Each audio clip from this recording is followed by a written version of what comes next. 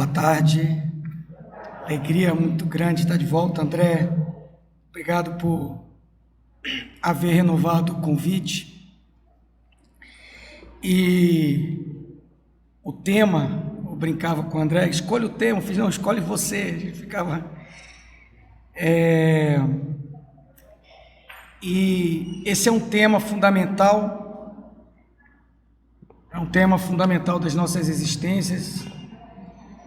É um tema fundamental para que a gente supere os dias vindouros dessa existência da forma mais lúcida, mais calma, tranquila, para que a gente tenha condições de superar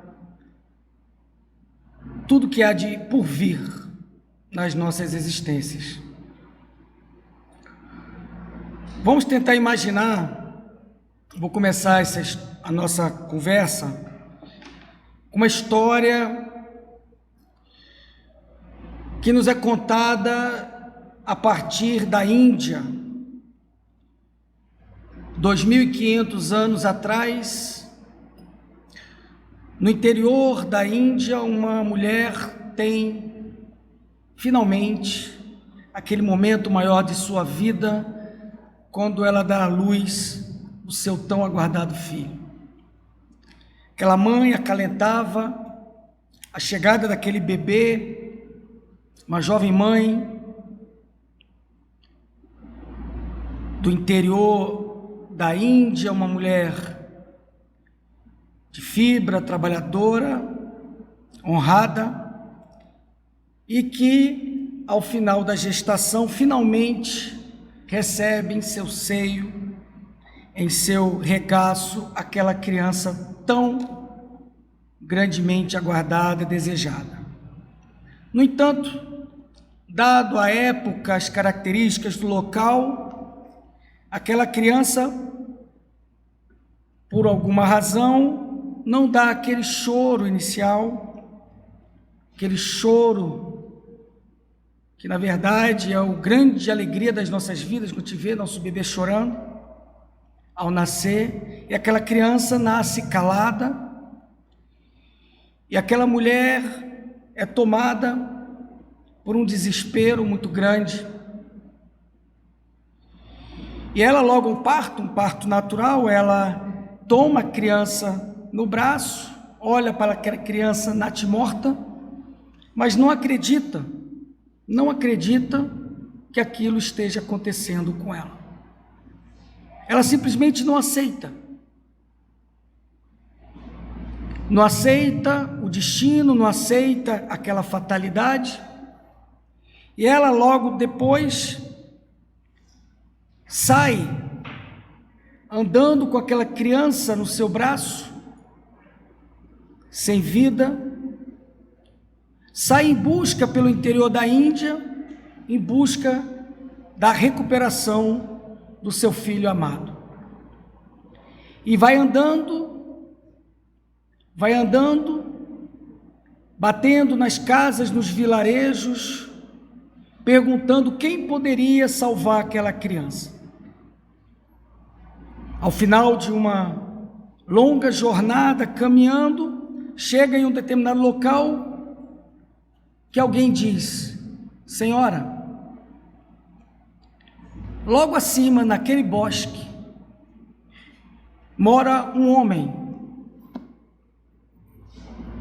Ele se chama Buda.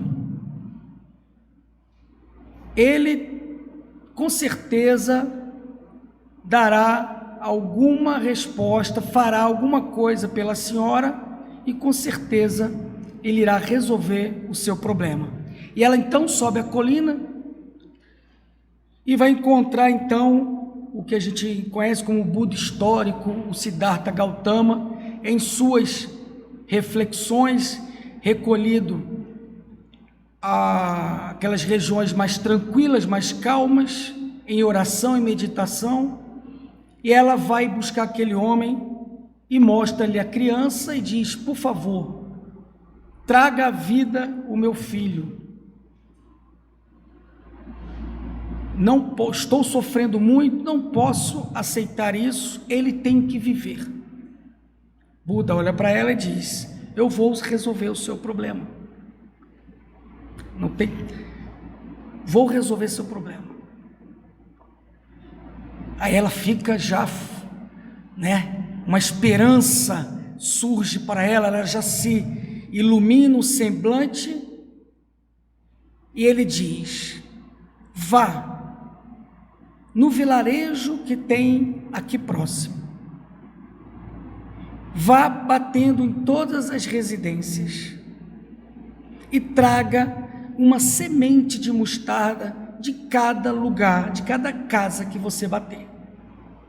Quando tiver uma quantidade razoável que caiba na mão de grãos de mostarda, mostarda é pequenininho, o grão de mostarda, quando tiver uma quantidade que caiba na mão, traga as mostardas para mim. Aí ela, que ótimo, basta fazer isso? Ela, basta fazer isso. Traga as sementes de mostarda para mim. E ela, tarefa simples, isso, aquela mostarda iria fazer algum milagre com o filho dela. Era um feiticeiro, coisas que o valha, ela imaginava. Quando ela estava saindo, ele disse: mas só tem um detalhe. Traga a semente daquela casa onde não tiver morrido nem o pai, nem os filhos, nem os irmãos da pessoa que atender a senhora.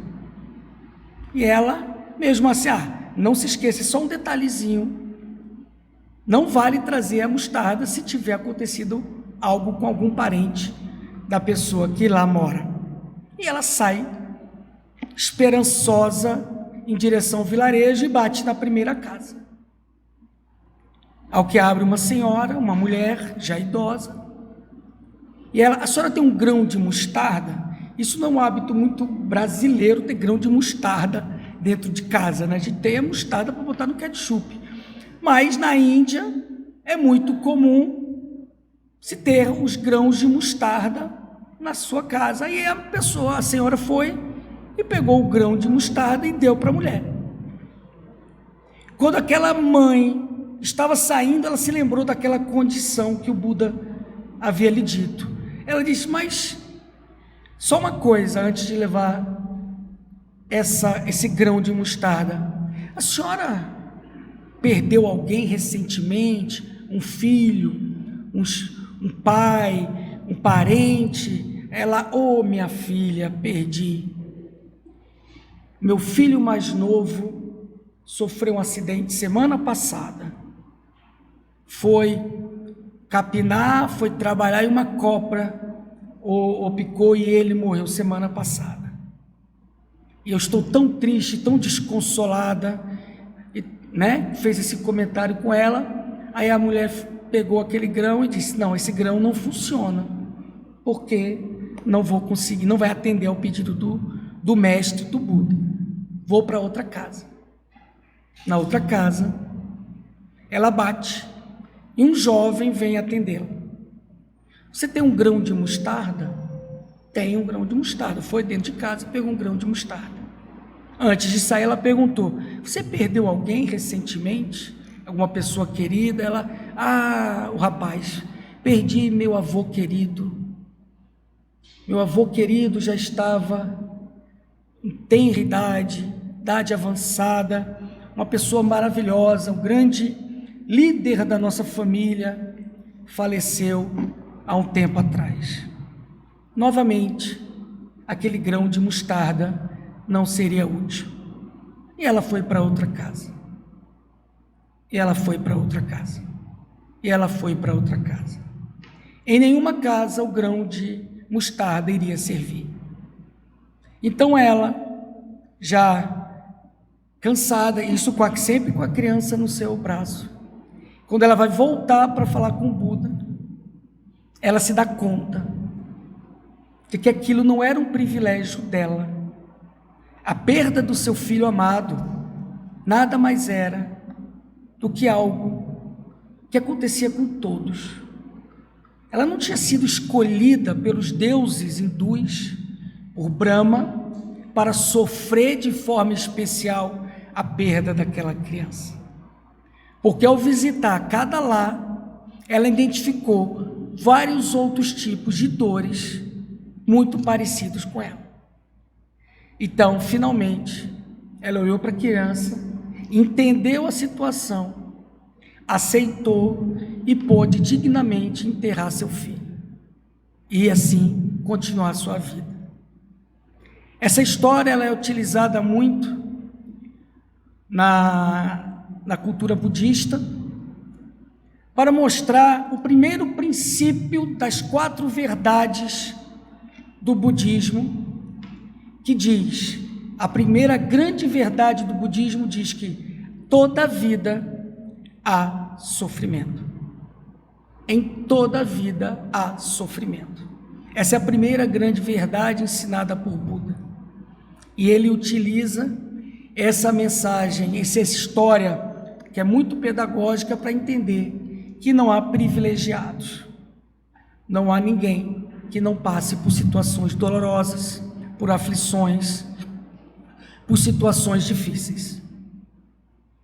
No entanto, quando a gente faz uma viagem de retorno ao tempo, no pleno século XXI, a gente identifica um comportamento muito curioso na sociedade moderna, uma sociedade que está com uma dificuldade enorme, como aquela mulher, de aceitar sofrimento. Ou seja, reconhecer que nas nossas existências, o sofrimento é um elemento que vai acompanhar todos nós em algum momento da nossa passagem, é fundamental entender e aceitar. Muitas vezes o que se percebe nos dias atuais, no qual o hedonismo, que é a busca do prazer a todo momento, com excesso de facilidades que a vida moderna nos permite, excesso de prazeres, excesso de diversões, excesso de distrações que procuram de alguma maneira dizer para nós que esta vida é só de diversão e prazer. E quando acontece algo que nos faz sofrer, uma grande dor, decepção, perda de pessoas queridas, vamos encontrar tantas pessoas fragilizadas emocionalmente, pessoas incapazes de suportar momentos difíceis. Hoje se busca blindar as nossas crianças das frustrações. Não se pode dizer não, não se pode negar um brinquedo, não se pode negar um doce, não se pode reconhecer um erro, porque sob pena dos pais não suportarem o choro dos seus filhos por não terem a sua vontade atendida.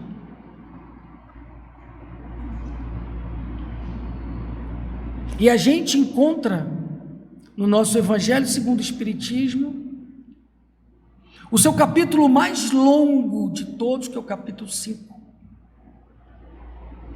Bem-aventurados os aflitos, porque serão consolados. Então é importante, daí essa conversa, daí a importância desse tema, não é com o pensamento masoquista do querer sofrer. Não, eu preciso sofrer para evoluir. Não, não é isso. É justamente o elemento consolador das nossas dores. Porque com certeza aquela mulher se perguntava ao seu Deus Brahma, por que ela? Por que logo ela? Que pode ser a mesma pergunta proferida agora a qualquer um de nós, que nós podemos fazer essa pergunta ao nosso Deus, quando algo acontece conosco, a gente pergunta, por que logo eu? O que eu fiz para merecer?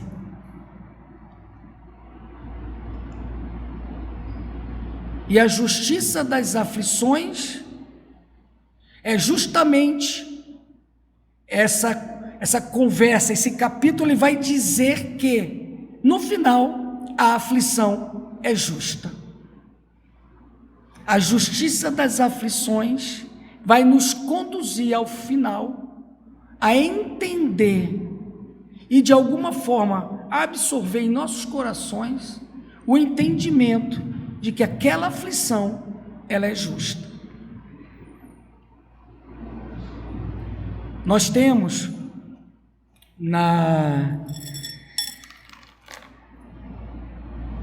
os axiomas ou as grandes leis trazidas por Jesus e consubstanciadas e explicadas pelos Espíritos. Esse conjunto, que nada mais é do que as leis naturais, as leis divinas, mas essas leis divinas devidamente explicadas para nós, por intermédio do trabalho maravilhoso de Kardec, ela vem trazer para nós essa luz que irá amenizar as dores do sofrimento, porque em verdade, dor, sofrimento é para ser sentido. Todos nós não vamos dizer que o espírita não sente o sofrimento, não sofre, não chora, não tem seu luto. Mas as leis divinas trazidas a nós vêm nos dar aquele momento de respirar fundo, de olhar para o alto e dizer: que seja feita, Pai, a tua vontade. Sem conflitos, sem dizer, e aí, né? Virou as costas para mim, sem entrar numa relação difícil com Deus, pode acontecer, é natural, porque nós temos, e essa é a maravilha, por isso estamos aqui, buscar um entendimento para amenizar a dor em nossos corações. E aí, começamos quando Jesus vem nos dizer que meu reino não é deste mundo. Nesse capítulo, que é o capítulo 2 do Evangelho, ele já vai dizer para nós: somos seres imortais. Isso é fundamental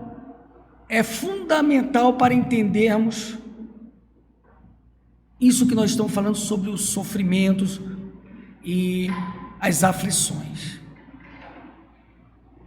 Elevamos as nossas vistas e saímos dessa visão do que só as nossas visões materiais, a matéria permite que a gente veja. E a gente se eleva e olha para baixo e vê que esta passagem é só um capítulo do livro das nossas vidas. Estamos vivendo um capítulo do livro das nossas vidas.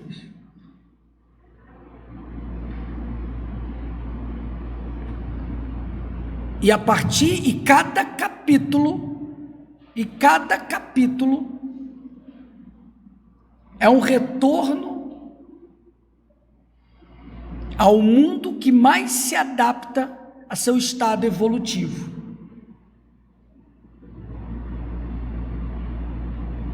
Se, vamos imaginar Chico Xavier reencarnando, notadamente não será novamente num mundo de provas e expiações. Já como diz, há muitas moradas na casa do meu pai. Vai estar no mundo compatível com o seu grau evolutivo. Mas nós estamos onde? Orbe terrestre, planeta ainda, logo depois do nível de mundos primitivos, temos o nosso, que são aqueles locais que se caracterizam ainda pelo apego à matéria, pelo orgulho e egoísmo, que é o que caracteriza o mundo de provas e expiações e é o que caracteriza o orbe terrestre. Então, vamos fazendo o link, somos eternos, somos imortais, melhor dizendo, somos imortais, porque nascer eterno nunca nasceu, né? Eterno existe sempre, somos imortais, nascemos simples e ignorantes e vamos avançando, moralmente, intelectualmente, nessas duas balanças que ocorre a nossa evolução, sendo que intelectualmente ela vai um pouco mais à frente, a gente vai aprendendo, entendendo as coisas, mas não vai fazendo aquilo que a gente sabe que tem que ser feito. Aí a gente vai aos poucos, vai equilibrando essa balança do conhecimento intelectual e da experiência moral dos nossos valores morais. E a gente então reencarna, porque Jesus mesmo disse que não há como chegar ao reino do céu se não nascer de novo. Então nessa relação de alma em evolução, espírito que não morre, e que apenas aquela existência, essa carne, esse invólucro carnal perde o seu viço, ele perde a sua energia vital, mas nós continuamos.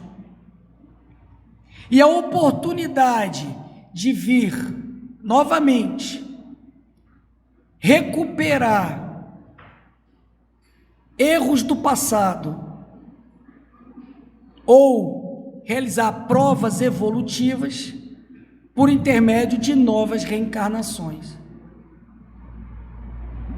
Então, dentro desse pensamento, bom, vamos lá, eu sou espírito imortal. Isso aqui é apenas uma existência. Eu estou aqui oriundo de existências pregressas, anteriores. O que sou hoje, gosto de falar muito isso, sou a minha melhor versão. Nós somos as nossas melhores versões, por isso que não percam tempo ver o que você foi no passado. Foi pior do que hoje, com certeza. Porque a gente sempre evolui. E não percamos tempo saber se fomos um príncipe, um rei, né? Na vida, em vidas passadas. Fomos um ser que intelectualmente e moralmente é inferior a nós hoje, pela própria lei de progresso. Então, o que nós somos hoje é essa coletânea de Emersons.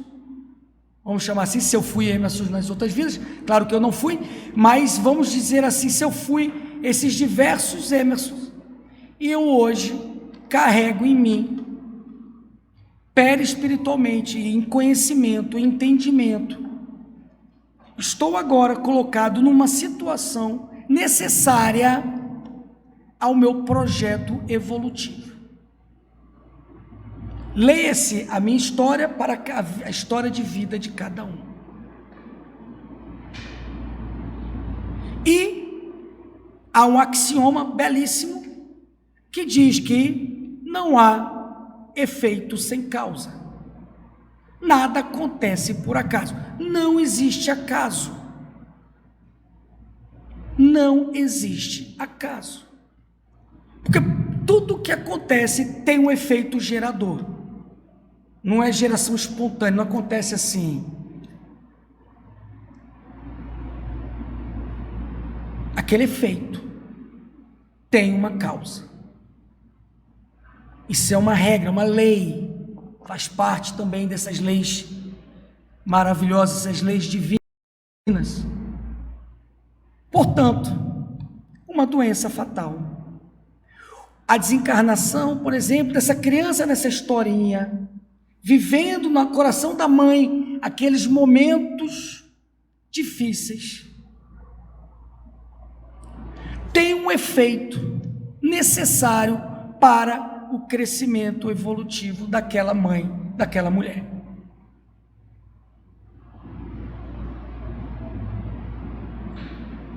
A dor, o sofrimento, quando a gente vai ler o livro Depois da Morte, de Leon Denis, você abre lá no final, ele vai falando sobre dor e sofrimento, e ele vai dizendo da importância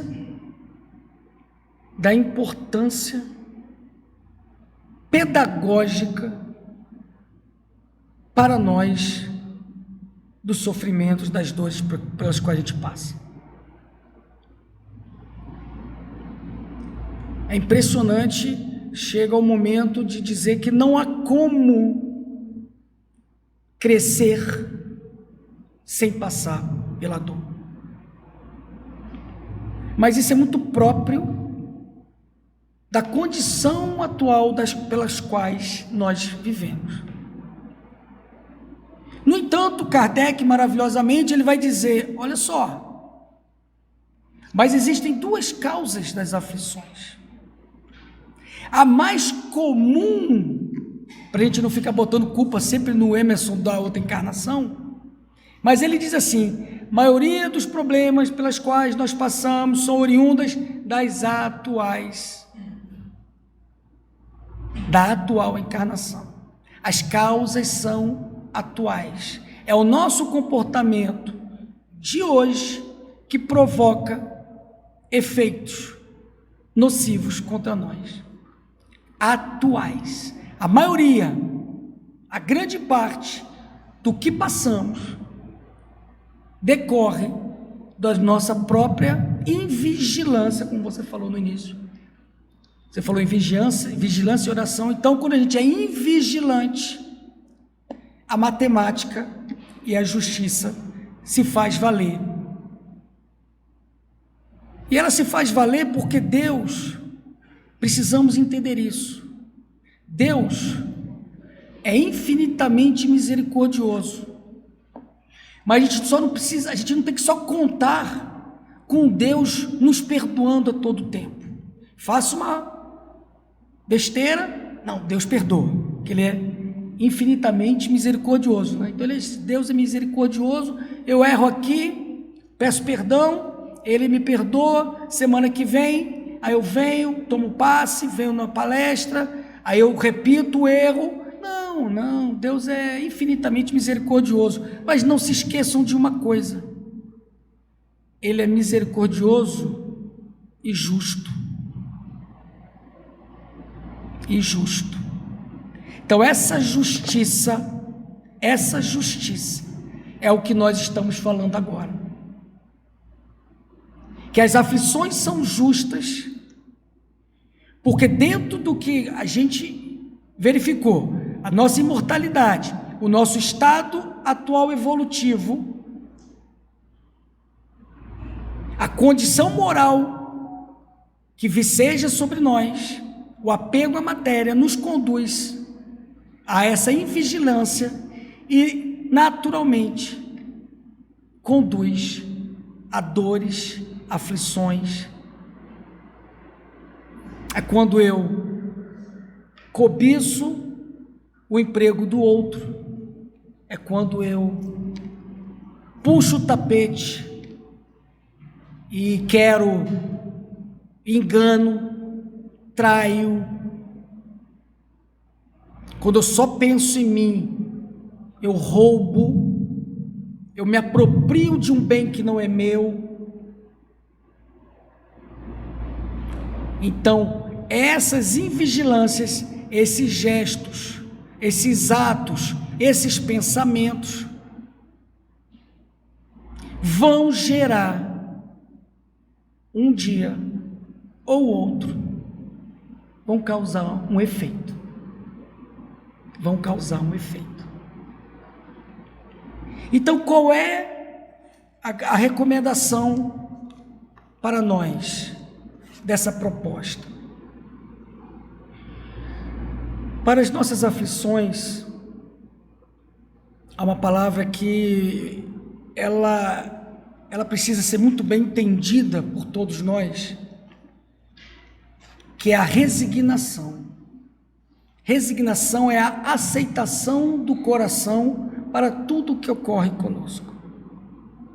Resignar-se não é baixar a cabeça perante as dificuldades.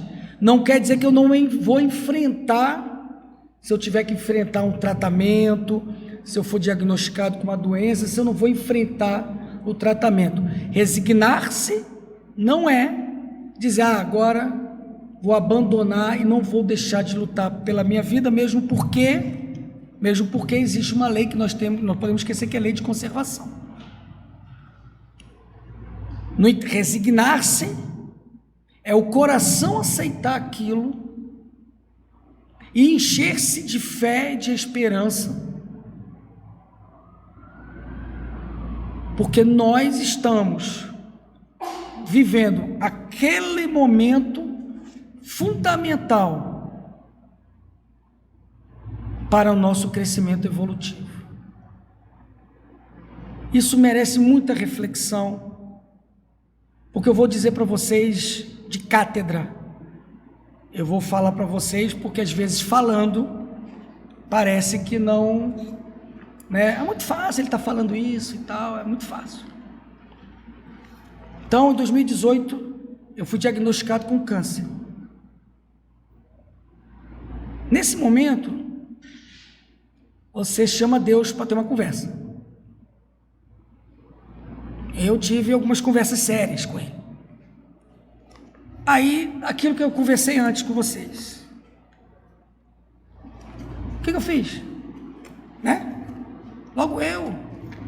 Você se coloca numa posição até bem, né, bem arrogante, para logo depois de muito refletir e vir, mas você vai ver que essa reflexão não vai e leva em nada, porque você precisa dele nesse momento, na verdade.